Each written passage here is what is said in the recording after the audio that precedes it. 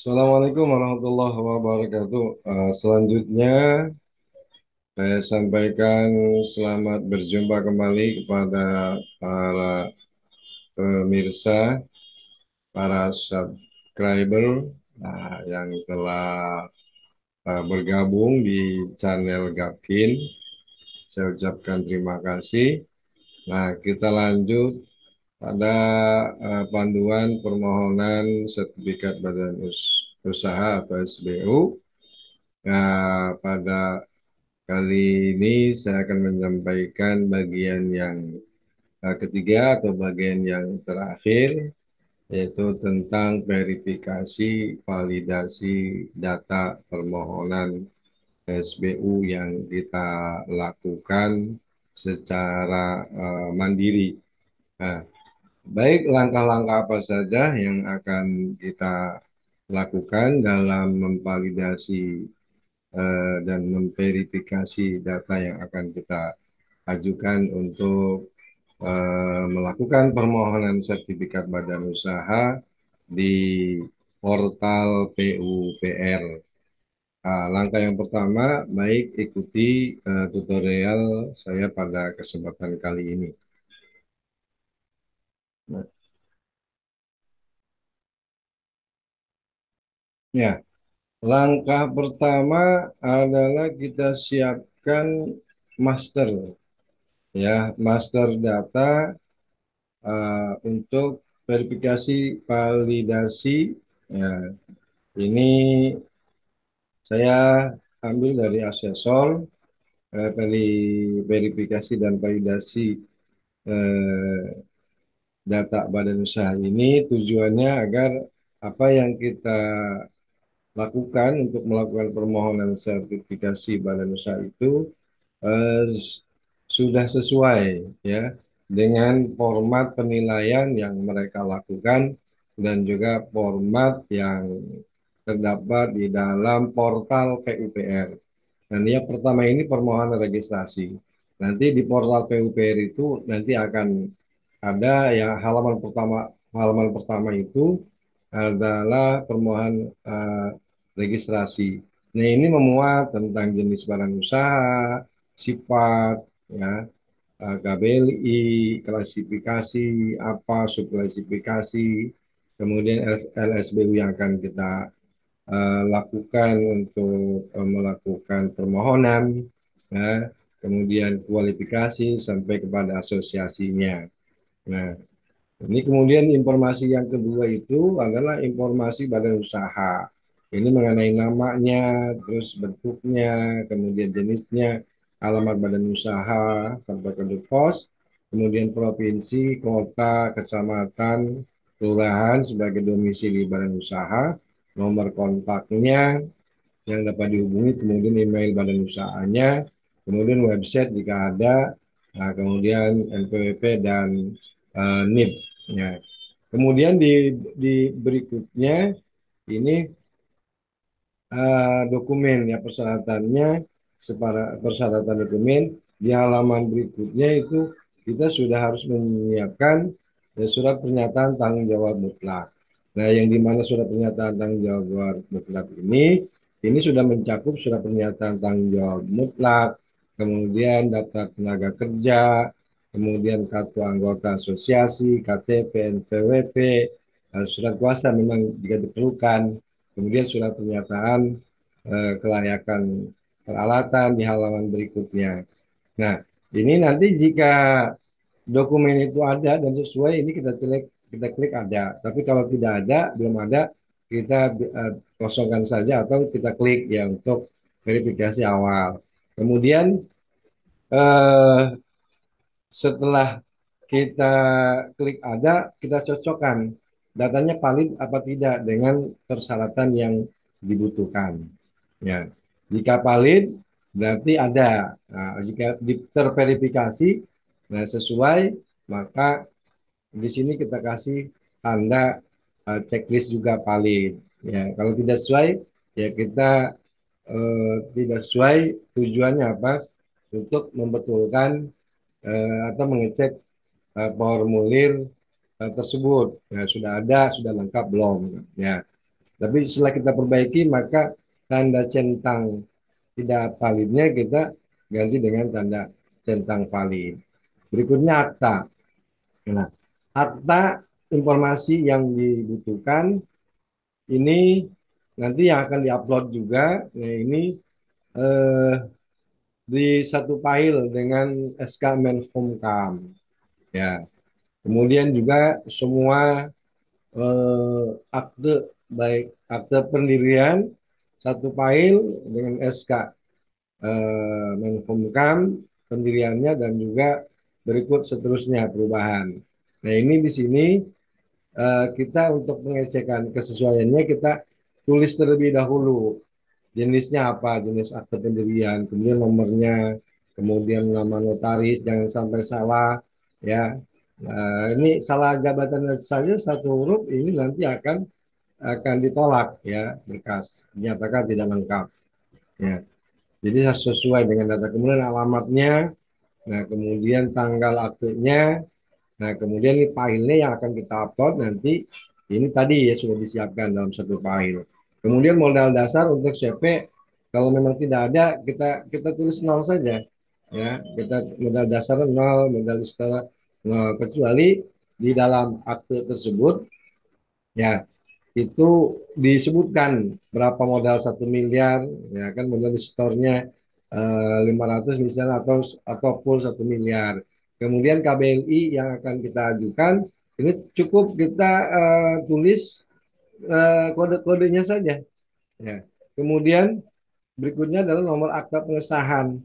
Nah, ini cukup yang terdapat akta pengesahan tidak perlu dicantumkan tahunnya, tanggalnya ya cukup. Ya. Kemudian kalau di sini berikutnya ini perubahan kalau ada kita isi ya ini perubahan seterusnya ya sampai terisi. Kalau ada satu atau dua atau tiga kita tambah terus di sini. Ya. Nah, kemudian informasi pemegang saham. Nah, pemegang saham di situ eh, disebutkan di dalam akte. Nah, kalau CP meskipun aktanya jumlah sahamnya nol, tetap data pengurus dan data kalau CP itu kan mereka bisa sama-sama untuk melakukan pemberian saham atau sebagai pemodal atau pemegang saham. Ya, ini kita tulis saja datanya.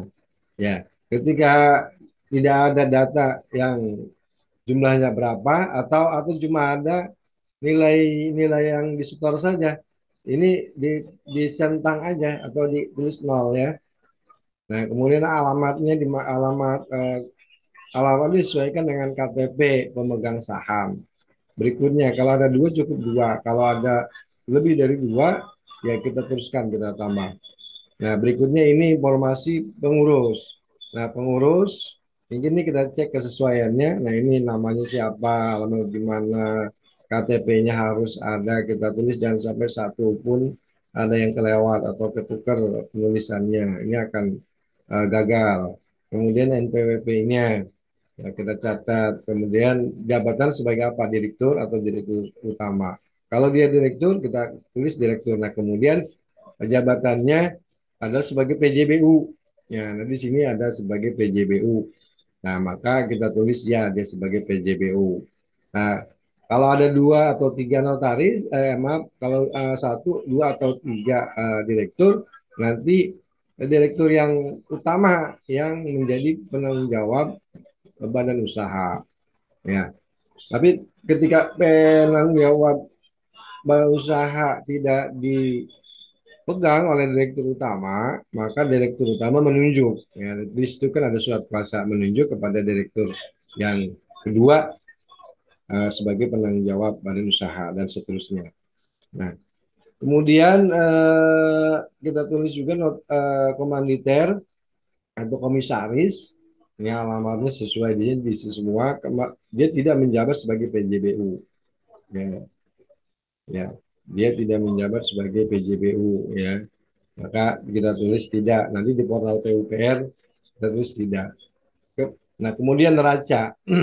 Nah, neraca ini keterangannya kecil, ya, seperti tadi sudah kita sebutkan di bagian kedua. Nah ini, nah, 2 tahun terakhir. Nah kualifikasi kecil atau sifat usaha umum ini file neracanya sudah ada ya, sudah ada, kita sesuaikan. Nah dengan format yang di sini ya, ini format yang ada di sini, ini format yang ada di master ya. Ini formatnya ini seperti ini harus diisi sesuai dengan data yang ada. Ya. Kemudian informasi berikutnya adalah ini ya, kita isi datanya di sini tahun ya. Ada aset lancar, kewajiban lancar, aset tidak lancar, kewajiban lancar dan seterusnya. Ini karena dia berdiri tahun 2022 maka 2 tahun tidak ada ya, tidak ditulis jadi nol saja tahunnya. Nah, datanya juga cukup di tahun yang berjalan saja. Tapi kalau dia berdiri tahun 2021 maka tahun 2021 itu dicatat di sini.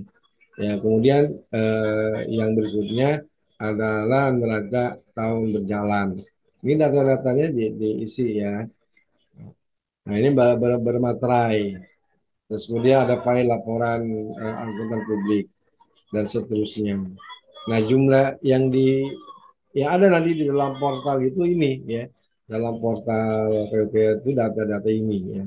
Data-data ini. Maka ini dari mana? Ini diambil dari neraca ya.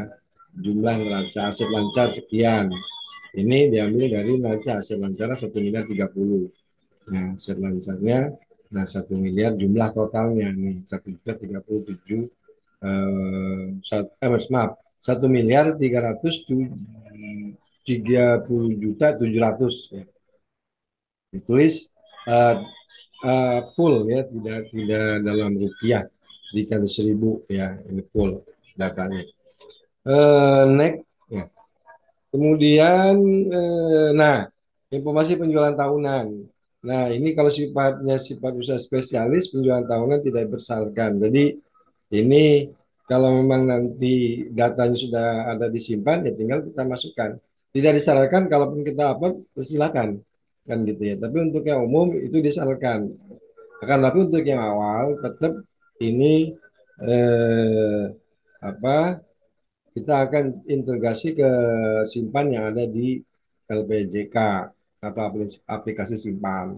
Nah, data ini kalau memang diperlukan ini kita isi ya dari nomor registrasi simpannya, nama pekerja, sumber dana dan seterusnya. Ini kita isi, kemudian kita upload. Tapi untuk yang baru bisa saja ini kita kosongkan saja. Ya, nanti di backup dengan surat upload dan surat tidak ada penjualan tahunan ya. Kemudian peralatan. Nah, peralatan untuk yang awal ya memang tadi sebelumnya sudah disampaikan. Ini data-datanya peralatan kalau memang dibutuhkan kita bisa upload semua sesuai dengan data yang ada. Tapi ketika memang belum ada kita bisa backup ini dengan surat pernyataan ya, surat pernyataan komitmen peralatan. Nah, datanya sini sudah kita isi ya, sudah. Ini datanya sudah kita siapkan maksudnya. Nah, jadi datanya sini ada ya, di surat pernyataan pemenuhan peralatan di sini datanya sudah kita siapkan. Nah, ini masternya ini kita tulis terlebih dahulu. Ya, nanti berikutnya akan kita sesuaikan dengan data yang sudah kita siapkan. Kemudian juga informasi peralatan ini. Nah, kalau memang ada ya ini informasi peralatan harus kita isi semua. Ini data-datanya ya. Sampai terus saya tampak di sini, tampak belakang peralatan sampai sempurna ya. Nah, kemudian ini selesai, dilanjutkan kepada informasi penanggung usaha. Nah, penanggung usaha misalnya direktur utama. Nah, kemudian data NIK-nya, data NPWP-nya sudah sesuai belum? Di sini ada foto. Nanti di sini akan kita validasi ya, ini kita buatkan master dulu untuk pengisian agar memudahkan kita mengecek data yang ada. Kemudian penanggung jawab teknik atau PJBU ya. Ini kita datanya yang disesuaikan dengan kolom ini, nah, kita isi terlebih dahulu. Ya, kita isi nomor NIK-nya, nomor KTP-nya, nama sesuai dengan KTP, nomor RTP, jenjangnya. Ya, kita isi semua dulu terlebih dahulu. Nah, ini nomor registrasi apa nih ASP atau AA, nah ini kita kosongkan saja. Ini sampai tanggal terbit SKK yang ada. Nah, ini di sini keterangannya. Ya, ini sudah kita siapkan. Ya, kemudian subklasifikasinya. Ya, di atas sudah kita akan mengajukan subklasifikasi. Ini ada dari atas BS07 ini apa bangunan sipil ya, konstruksi telekomunikasi ya. Nah, ini sudah kita sesuaikan juga dengan persyaratan kebutuhan jabatan kerja untuk KBLI 42204 atau bangunan sipil ya 007 atau bangunan sentra telekomunikasi ya. Ini isi datanya ya, kita isi datanya sesuai dengan SKA, KTP, NPP yang dimiliki.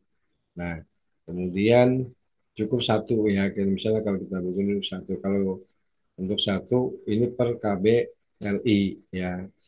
Dibutuhkan satu KBLI, satu sub KBLI, satu penanggung jawab sub klasifikasi. Nah, ini. Nah, kalau ada dua, bisa dua nanti kita siapkan. Tapi sementara satu ya. Nah, kemudian semap juga sama. Ini kita buat bukti aja surat pernyataan komitmen saja ya, kita siapkan. Ya, kita siapkan. Nanti kita cek ya. Kemudian informasinya untuk informasi sisi manajemen. Eh, apa sisi manajemen mutunya juga sama ya, kita buatkan saja surat pernyataan terlebih dahulu. Nah, nanti kita siapkan di sini ya. Itu ya untuk master yang pertama yang perlu kita siapkan. Ya, setelah kita sudah punya master yang kita ambil dari data badan usaha pemohon, nanti kita akan cek ya satu persatu. Ya, kita akan cek satu persatu.